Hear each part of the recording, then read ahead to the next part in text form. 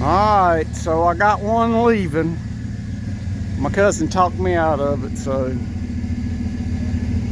I got to say goodbye.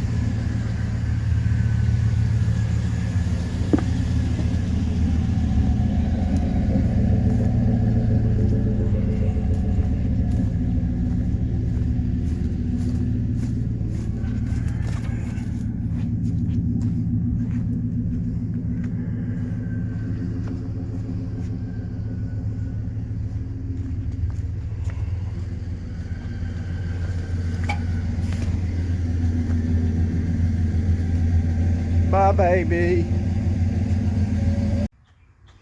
Alright, so we back over here with old Cheyenne today. And we took and straightened out the filler neck on this fuel tank that got bent up in shipping.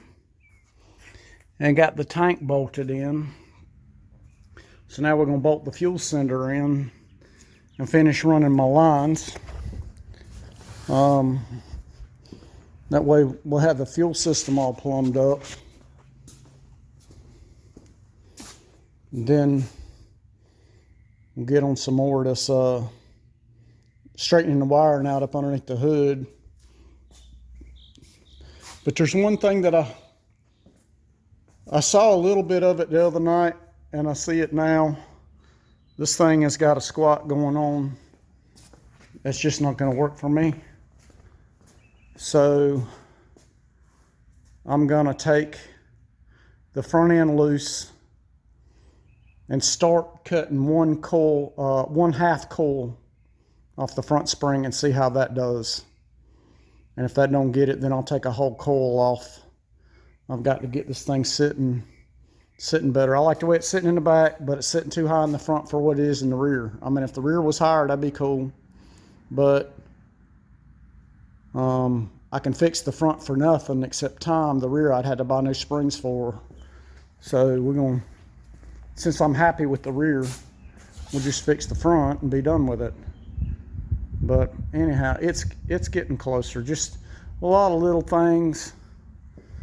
Just, you know, it's all in the details.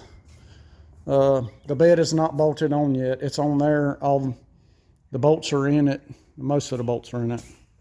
5 of the 8 bolts are in it. But so we're gonna get the fuel cylinder in and try to straighten the lines out, and then we'll jack this thing up and hook up the lines up underneath and go from there.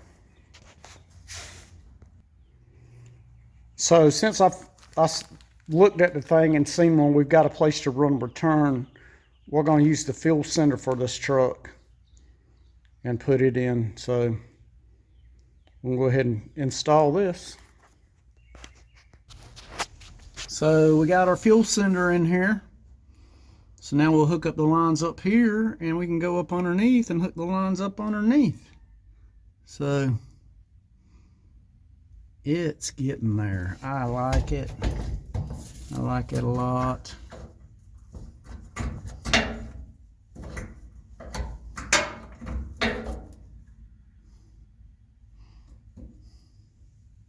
All right. All right, so we're all done back here with the exception of actually this line. I want to tighten it up. It slid behind the tank. Hang on. We're all done back here with the exception of running a piece of fuel line between that return right there. And it'll be done. I got the seat belts fed back through. So, but the fuel line is up underneath the truck, the little piece that I need. So I guess we'll have to raise it up, cut that piece off, get it back up here, and then we can bolt the seat down. So let's do that. All right, so this is my fuel line. And there's my return line right there. So this is the return, and this is the return. So we'll get that fixed up, and then we'll have to run a piece. This is the feed line right here, And this is the feed right here. So we got to run a little piece in there. So we'll get that done. And that'll finish plumbing the fuel system up. So while we're up under here, oh look, that cab support's rotten. We need to replace that. And this one here, the inner rocker looks solid. Cab corner needs replacing. Maybe a little patch on that outer rocker.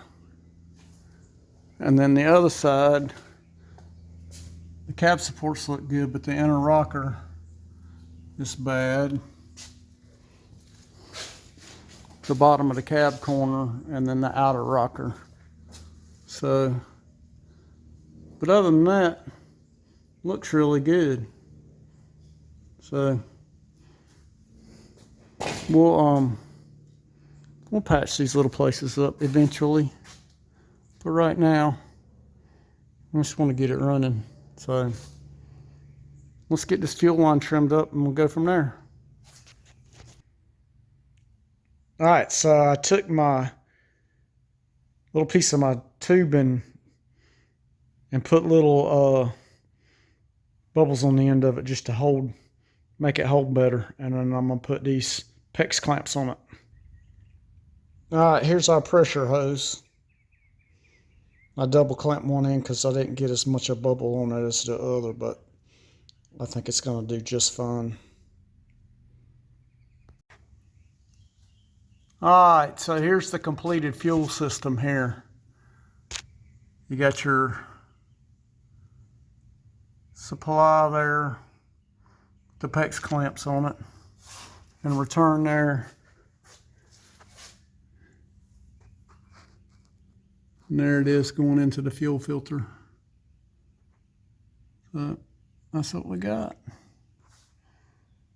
Pretty cool stuff. All right, so we got the seat back in and buttoned down and backed up and all that good stuff. So I'm plugging right along at it. The Monte Carlo steering wheel, which will be gone. Just happened to be what I put on this column back in the day, but time for it to go now. All right. All right, so I pulled the springs out the front and I took a half a coil out of both of them. And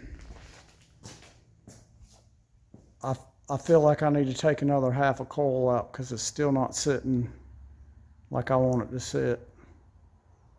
But it's no big deal. It doesn't really take that long to do it. But it's getting late. But it's starting to look a lot like a truck. I put the hood on it. I don't have the hood hinges here. And it needs adjusting. The cowl panel needs adjusting. But it's getting there. So we're just chipping away at the little stuff. I got to drop the steering column back down because I didn't get all the slack for the turn signal switch. And it kind of got hemmed up under the column, so I can't plug it in. So I got to drop it back down. And the column needs painting, and it's black. The factory column that was in it was a dark olive. So I think I'm gonna call the paint store tomorrow and find out what some dark olive's gonna cost. That way I can paint the column, and I'm gonna get some patches for the rust on this. It's all in the dark olive part, so if I get enough paint, I can do the patches and patch in the dark olive. I like the patina look, and some of you guys might not agree with me, but I mean, it took 55 years to get like this. And it's actually pretty cool. And then I want to touch in the dark olive on the bottom of the bed. And I'll work some of that dent out. If I take part of there's a wheel well bottom up under there I can take out, and I can get to the majority of that to get most of that out. So I think I'll work on all that once I get it finished up. I'm not going to worry about it right now. I want to get the front end sitting right, and then I want to clean the wiring up underneath the hood. I got to put my banded EFI wiring, neaten it up a little bit, and get my headlight buckets in here and get them all wired up. I need to remember to grab my horns from the house. Get them done. I got the corner pieces that go from the core support to the fenders. I painted them today. I painted my transmission linkage today, so I can get that in there. My radiator's supposed to be here tomorrow, so it shouldn't be long. I plumbed all my fuel system today, so it's ready to go. So I get the radiator in there tomorrow, and I can crank this truck back up again. So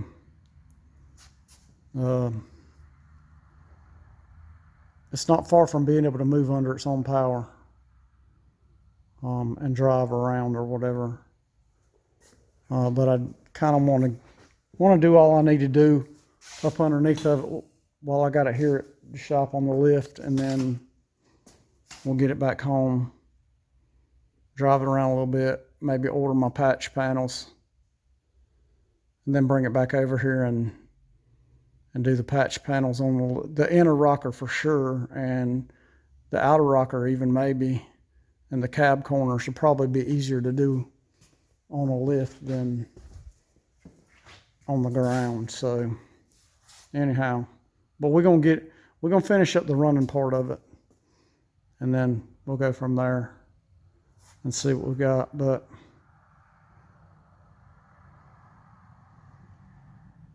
that's what's going on here now. And I still have to put my brake lines to my proportioning valve, and from my proportioning valve to my master cylinder. I still got to run those. So like I said, just a bunch of little details, but we'll get it.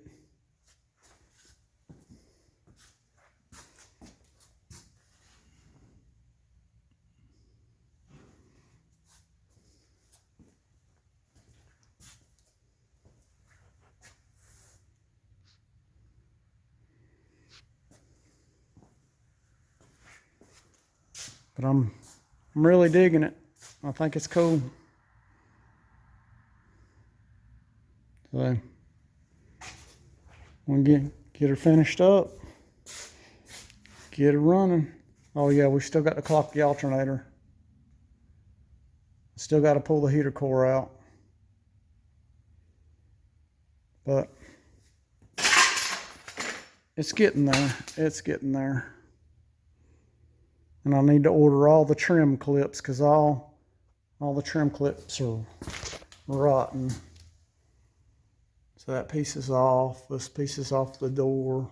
The door piece on the other side's off. So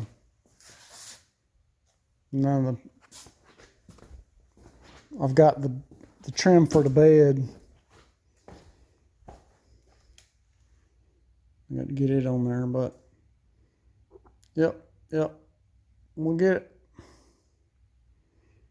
Y'all stay tuned and I'll show you as I go with it. All right.